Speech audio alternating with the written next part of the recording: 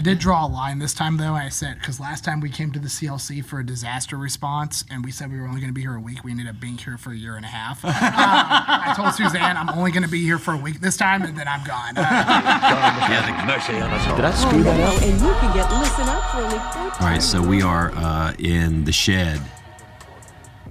Do you know where this is? You guys really know where this is. The shed? Yes, we're very familiar with the shed.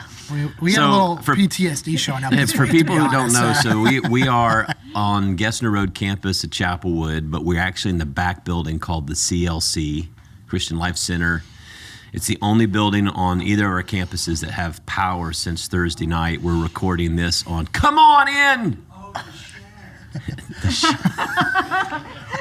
Russell just shows up whenever he feels it. We're going to just share microphones because we are in a storm. It's a tragedy, or it's bad. So we're just going to talk about it and share a microphone. You want me to get real close thanks to you? Thanks for coming. No, you look like you don't smell good.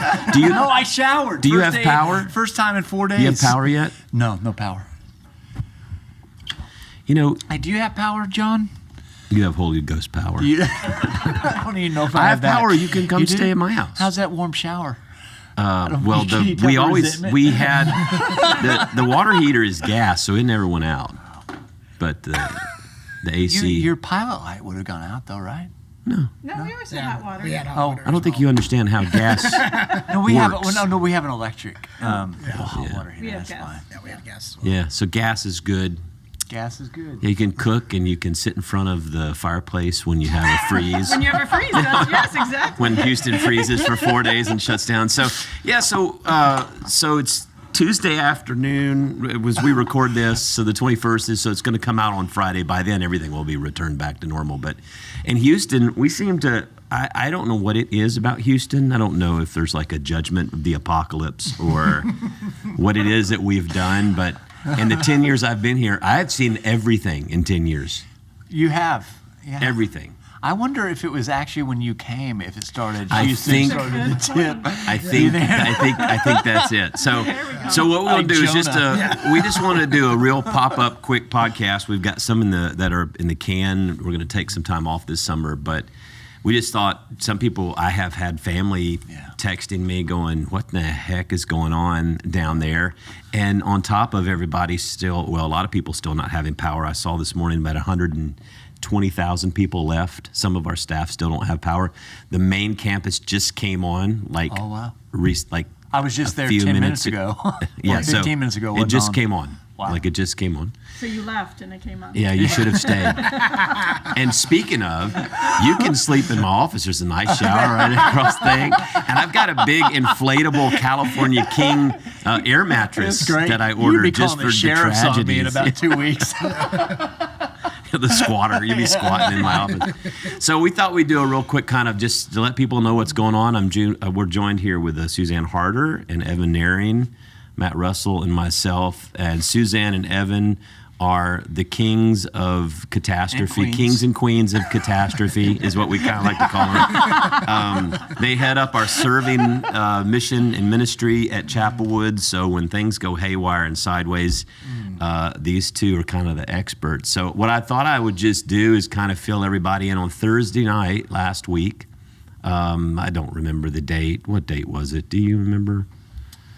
16? The 16th. Sounds about Yes. All right, somewhere around that. Give or take, It was yeah. the 16th, and we were actually with a friend was out of town, and we were like almost downtown or midtown having dinner, and the storm came through. We were getting some text messages from my daughter Sarah, and they had gone to like Mas Taco, and the video from outside literally looked like a tornado was going by. They took Henry and all of them went in the back because it was glass windows.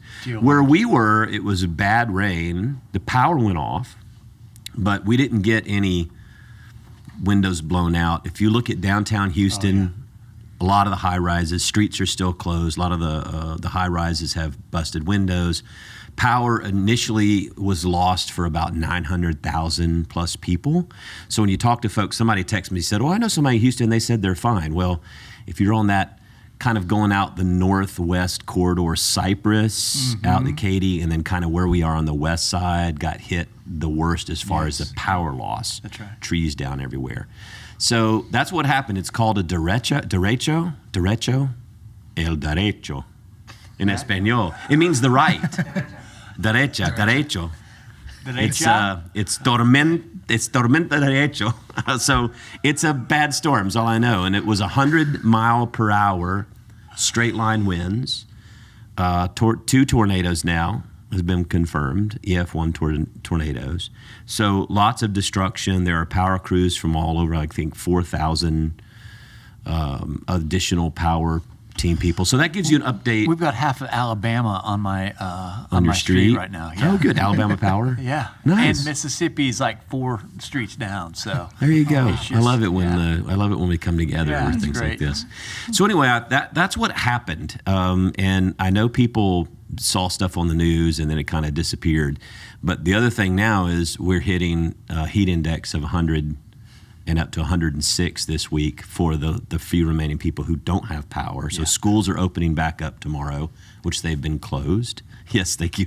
Matt Russell's like, I'll take no power in my house if you take my children. If you take my youngest off me.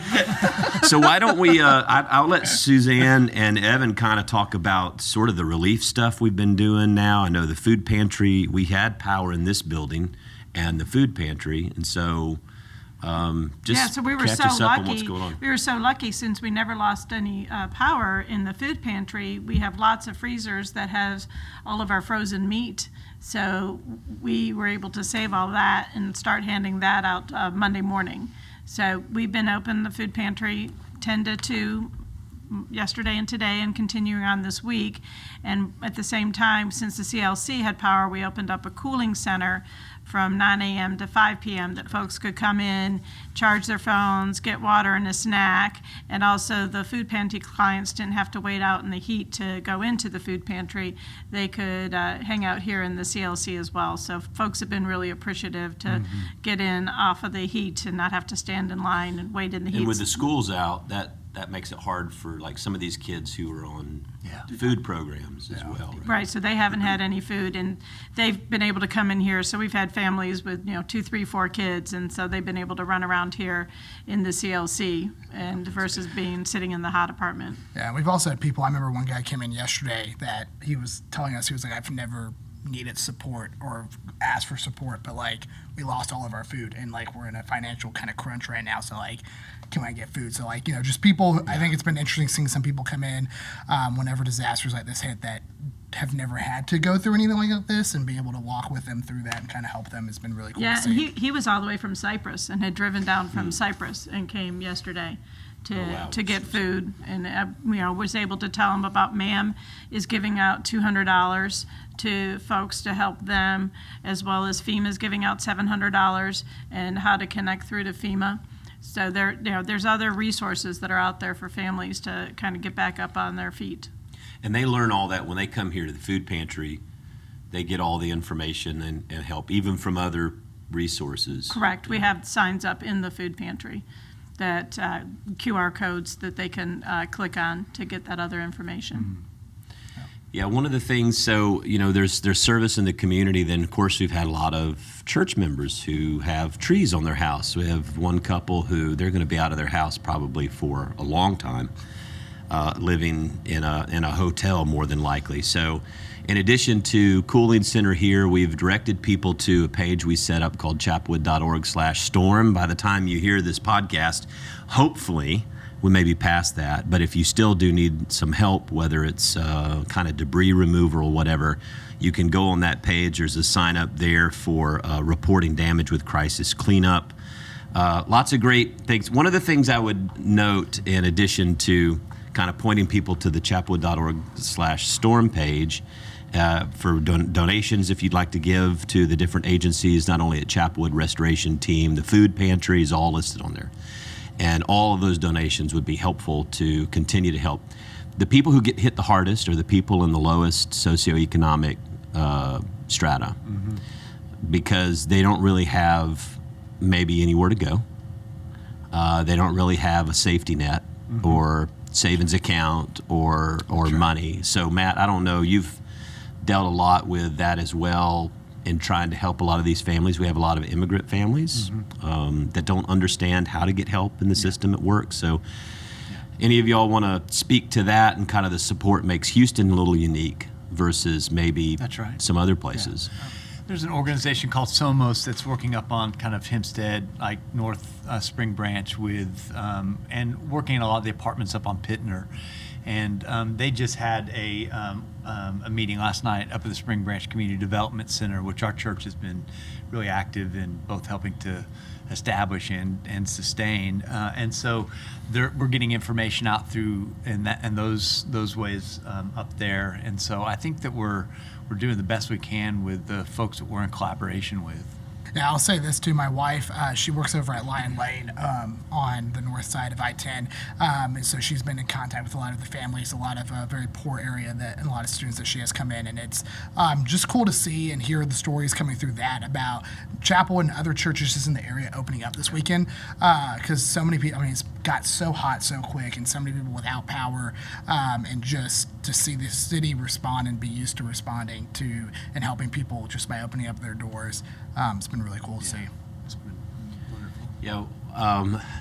I don't know how to say this other than when this all happened Thursday night, Friday we scheduled a Zoom meeting, kind of a crisis staff planning meeting, not just for, part of it was the relief stuff was all, you guys were already getting all that rolling. You kind of knew how that was going to work.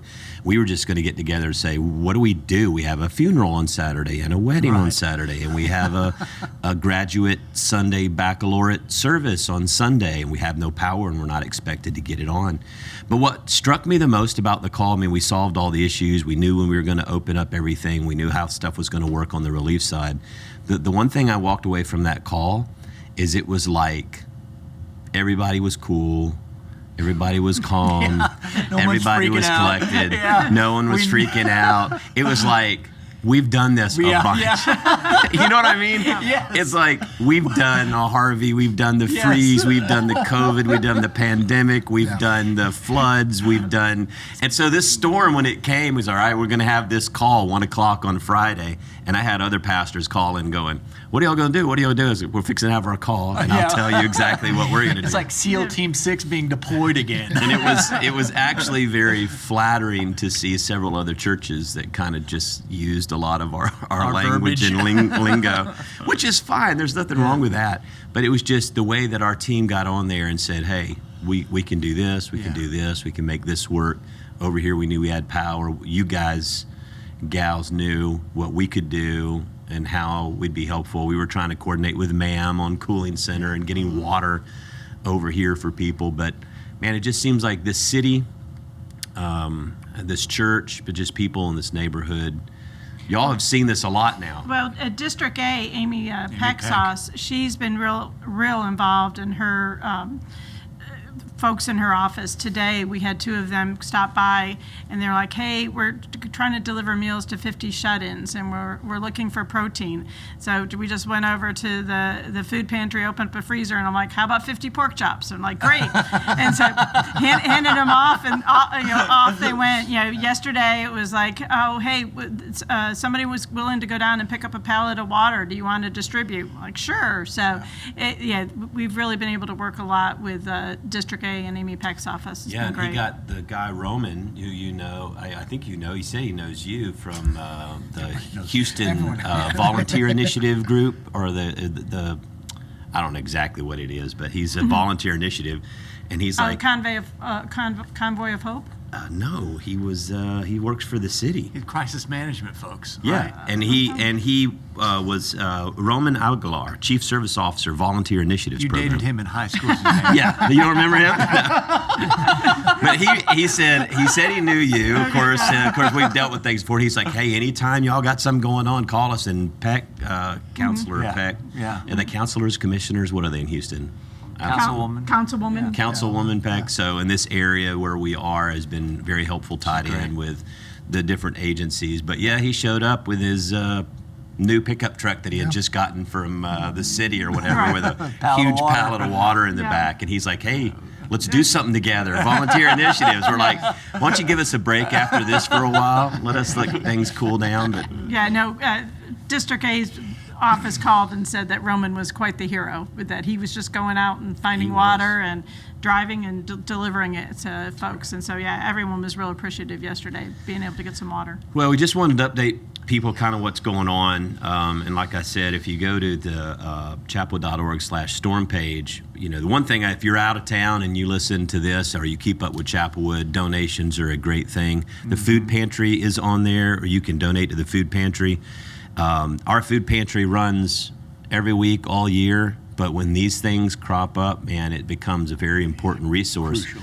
And since COVID, the food pantry here that was started many years ago by Fairhaven and now has become a pretty significant resource for people in this West Houston, especially Spring Branch area. Yes. That they know it's here and they know it's a resource they can come as a safety net that they don't have, and that we're going to be here and it's going to be open. So I just wanted folks to kind of know what's happened in Houston.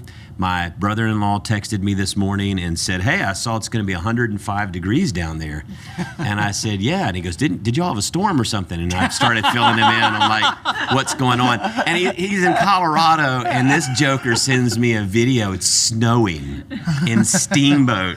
So I just said, I hate you, and you can pound sand. But other than that, he's praying for us. But any just kind of last remarks or words of encouragement, or in the last few days as we've been going through this, kind of what has stood out to you as a God moment or a special moment? I know I'm putting you on the spot, but we just were going to do a short kind of pop-up on this today to help people understand what actually is going on here. Well, I just think that Houston has always been amazing how everyone comes together in the neighborhood and works together. That we've just had folks just show up. Oh, I see that you're open. Do you need any help? We're here to volunteer. They haven't signed up ahead of time or anything else, but they know that I figured the food pantry was going to be open and you needed extra help today, so we're here to help you. So it's just great how people just step up and run this place. Yeah, me and Suzanne were talking about this yesterday too, just the community aspect of what's happening here and the fellowship that gets to happen in these moments. People from different walks of life coming into the CLC over the past couple of days, whether they're volunteers, whether they're here for the cooling center or the food pantry, just being able to overhear conversations and people talking live, sharing experiences. Just a really cool, unique thing that doesn't get to happen in the day-to-day, and it almost takes a disaster for us to take that step back and to have those moments of connection. So that's been a really cool moment, and seeing God show up in those conversations has been awesome. Yeah, I'm always just encouraged. One of our taglines is "We are Chapelwood," and in crises, I just think we have generations of stepping up into the community, and I love it because, like, even yesterday at the food pantry, we know people's names. We have relationship with people. These are not just like what we're calling poor people. It's not a category. These are our neighbors, and we know them, and we love them, and they love us. And in times like that, I just think that's where we're strong and strongest. So it's been great just serving alongside of y'all. And John, your leadership has been, again, just No, dude, this is one of the things where the team and the people we have, I mean, what you two do and our team in there that's working on all of this 100%. Stuff, you are the guys and gals on the front line that get it done. And if everybody doesn't know that, they need to know that. Yeah. Because, the one thing when I walked in, and I think she saw Jeff or whatever hooking up, and I walked in there and I said, so, you're gonna come share on the podcast, and immediately she's like, I knew you were. And Evan was like, she was so afraid you were gonna ask her to come in and do this. And I said, well, Suzanne, you can just order Evan to do it, and you can bypass. I'm glad that you came, because Suzanne really is one that makes a lot of this stuff go, and her dedication, being here, and being present, man, during COVID. I think you kind of lived here. You might have had a cot here for all I know. But anyway, it means a lot to me. It means a lot to the people in this community. It means a lot to this church at Chapelwood. So you two, you get gold stars all the time. But once again, I mean, stepping up when the need is there. They are always ready to do it. And I appreciate y'all. Well, thank you. We couldn't do it without all the volunteers that come through and help us do this. But yes, we I don't want to use the word enjoy, but we really feel that we're good at this, and we can step up and we can get the job done that needs to be done. I did draw a line this time, though. I said, because last time we came to the CLC for a disaster response, and we said we were only going to be here a week, we ended up being here for a year and a half. I told Suzanne, I'm only going to be here for a week this time, and then I'm gone.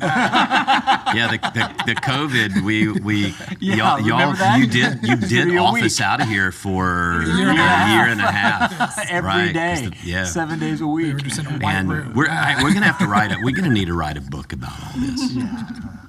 I think. Yeah. I mean, it's been. That's one of the things I know. I was talking about at the wedding this weekend. Power's out, trees are down, and I used the image for Will and Natalie about the trees that we had talked about before. You know, like the live oaks are able to stand the storm because they have the interconnections of the roots. That's right. So there's a community that holds them together, and that's why live oaks can stand. Unless you start removing them and they're by themselves, then they're isolated. But when they're together, they can stand any storm. And then the wood, it's strength, you know, and it's solid, but it also twists and kind of can move. It's very strong, but it can bend with the wind. But it has that kind of tempered strength. And then the leaves, you know, they're rubbery, they're firm, they're hard, but when the wind blows, they curl up into like a Fibonacci shape so that they don't get sheared off of the tree. Which points to resilience. And the thing about Natalie was so sweet. Her father, her freshman year at A&M, her father died of cancer. And so when this weekend came and there's no power, and she had 20 bridesmaids. Dear Lord. And 20 groomsmen, 40 in the wedding party. that's a So it lot. was the biggest wedding I've ever That's somebody done. that owes somebody a lot of money right there. Yeah. I mean, I was like, you just couldn't say no, could you? You're going out on the list, and you're like, I can't say no to anybody. But you know, she had this, and I remember on the rehearsal, which I don't normally go, but of course we had no power. We're trying to figure out lights if it's going to work. And Will, her fiance, is like, man, Natalie is just really handling this way better than I would have imagined. And I was like, your girl's got resilience. Yeah.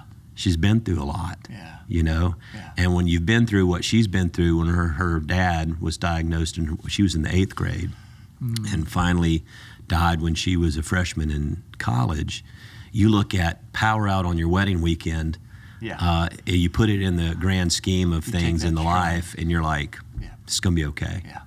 And so I've heard several people say, and even the two of them, it was one of the most amazingly meaningful wedding ceremonies that they had ever been to, and not for anything other than just the context and how they pulled it off and their spirit in it.